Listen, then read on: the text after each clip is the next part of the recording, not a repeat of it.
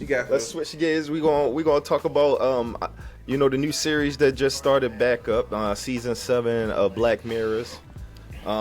Just as a claim, it is gonna be some spoiler alerts in my feedback of the show and some of the first 3 episodes that I watched. Let me hear some of your what some of the episodes y'all. First of all, how many did you see? I don't know, bro. I started watching that shit like a movie, bro. Them just kept on coming on. I ain't never cut it off. I don't know. I probably got to probably 6, really. Cause I think you might have watched the whole season. No, I probably got to 4 clean. 5, I started dozing off. All right, so let's just talk about the first one. The first one for right now, and that's the joint where the wife had a tumor, and she basically died in the hospital, but there was a solution, of course, a tech solution where they would take a part of her brain out where the tumor was and replace it with a computer. So, long story short, the computer and the surgery was free, but you had to pay a subscription fee of $300 a month to keep it working. And it started off with everything was cool, but then all of a sudden she starts spitting out ads. Unbeknownst to her, she didn't even realize she was doing this, just spitting out ads, and the ads were in the context of whatever conversation she was having at the time, and she wouldn't notice it. Only the people that she was talking to would notice it, and they went back to the company to find out why the ads were running, and it turns out that now she is on the lowest package, and the ads are pretty much there to help supplement the price. And in order to get rid of the ads, she has to go up to another package, a premium package. So it's I think I'm gonna get your opinion on it, but it's kind of like a commentary on the subscription services in the world, like how you start off with this, but then they add this one new feature that you want, and now you got to jump up to the next tier to get that, and then as soon as you think you good, then they add something else, you got to jump up to another tier. Is this the one with Tracy Ellis Ross in it? Yeah. Yes. Okay. And the episode was called Common People. Oh yeah. Yeah. I mean that one. Sure. Well, we live and die by the services that we consume. So if it from that, I think it would in her circumstance, it was a life or death situation. You know what I'm saying? Right. For us, it's what do we need in our daily to, feel like we are in the know, or we feel like we get, do we need Apple Music? But when you feel like you don't have Apple Music, the radio ain't suffice enough. You know what I'm saying? You can't listen to what you want to listen to, but you're going to pay that $19.99 a month. But you feel like you dying if you don't got it, though. You know what I'm saying? You don't know, you don't know that you can't get the new albums. You don't know what everybody talking about. It ain't coming on the radio like that. So it's that same concept, but it's killing people financially. Yeah, pretty much. What do you think? How they handled the end of the episode, though? I think there was another way they could have handled that. Yeah, I think is another way. It could have been another way they can handle it. But even just to circle back to the episode in totality, even though it was life and death, I did think some of the intricacies of the episode was pretty interesting, right? So the fact that she was a teacher, right, and she was teaching about nature.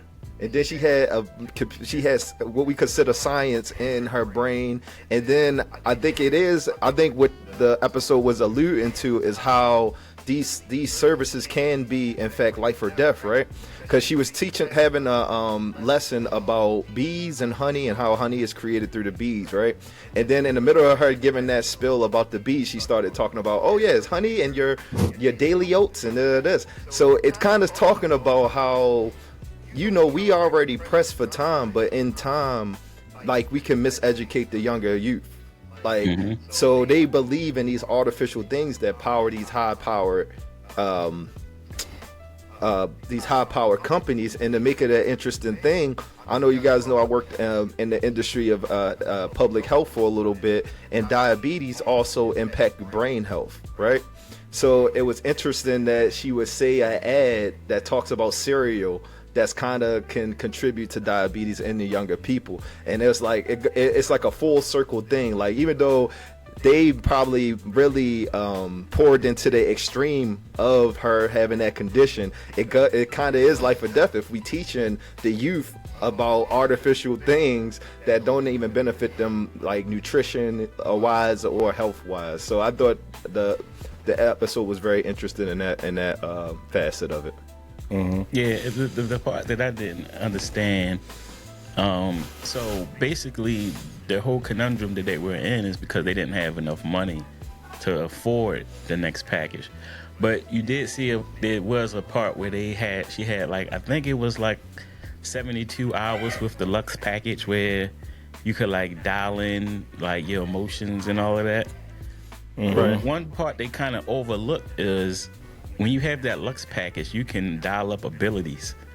So like, I remember like when they said like you can do if you never knew how to play sports before, dial it up, now you know how to play sports, or now you know how to parkour or do all this other stuff. Mm-hmm. If that's the case, I'm sure there's some talent she could have dialed up and monetized somehow. So it's like you could have took that ability, whatever it is, and dialed it up and made some money somehow. But they chose, and instead of taking the knowledge and the ability that you have to enhance yourself long term, they all selected to take these little short term pleasures versus investing it in something that can benefit them long term. So like you had the tools right there in your hand and you kind of mismanaged it. Yeah. So it's like that dynamic of the show. I don't think maybe a lot of people didn't grasp that part, but that's the part of it that was like, Dag, you had a problem, you had the tool to fix the problem, but you chose the short-term pleasure versus picking something that could have benefited you long-term and help you sustain your life on the long term. Yo, to piggyback on that, think about the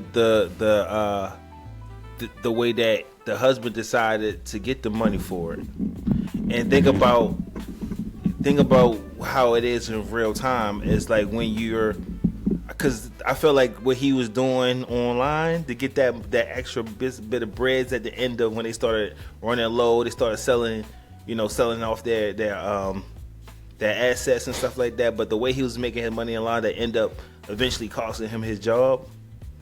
It's a lot of truth to what you just said, as far as like people not using their talents to get that currency, but instead of put themselves in a compromising position to get that money, because that was like what he was using was quote unquote like an OnlyFans type of like a website where he was getting money and he had to do things that was explicit to get the money for his wife, but in his hindsight it got him fired from his job because all of a sudden now it's all on the internet, and it's like it's like almost like selling yourself or selling your soul for something through the internet, which we see a lot of people do, which kind of comes to like the content that we have today, with a lot of people just kind of picking these damaged peoples that's willing to do anything to make it out of their situation, which creates the content for us.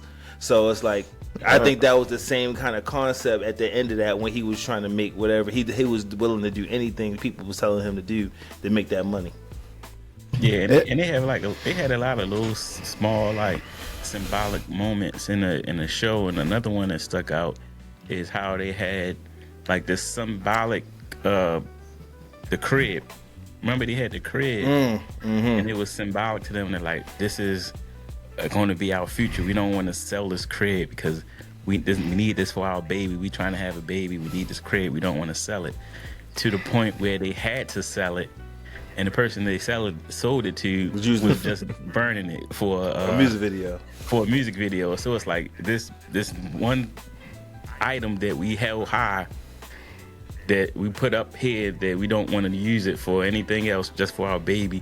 As soon as they decide to get rid of it, the person they gave it to cared nothing about it. So it's like something that's so valuable to you probably means nothing to somebody else. But it alludes to that to what your first nugget was about, how like I could give a perfect example, like how we use AI, right? you would think we would use AI as a tool to create an equal playing field. You would think AI would equal the playing field for some people, right? But depending on what their class and their emotional status is, they won't maximize that resource. And sometimes it's not always about like it's not about what, like, I could give you, everybody could have all the same tools and resources, but it's just based on how you use them.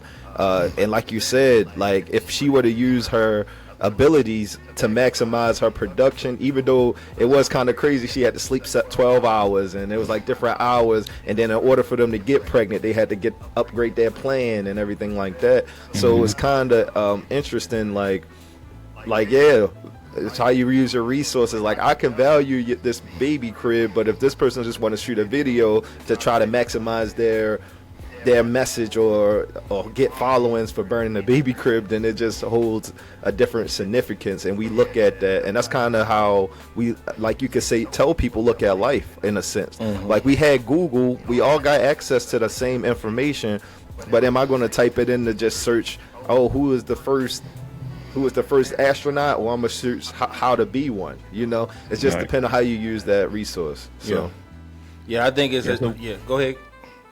No, I was gonna move on to the second one, but go ahead. No, I was just saying, it may even to make it even deeper. Just I think that's why it's dangerous on what was happening today. Just like they alluded to in the show, that you're seeing extinction of man. At the end of the day, you see an extinction of man, because in the Bible it says, like, you know, if you try to be like God, then you will be like, I don't know verbatim, but if you try to be like God, it's never that's not intended to be like that. Because, like, we're getting to a point of knowing all. AI will allow us to know all.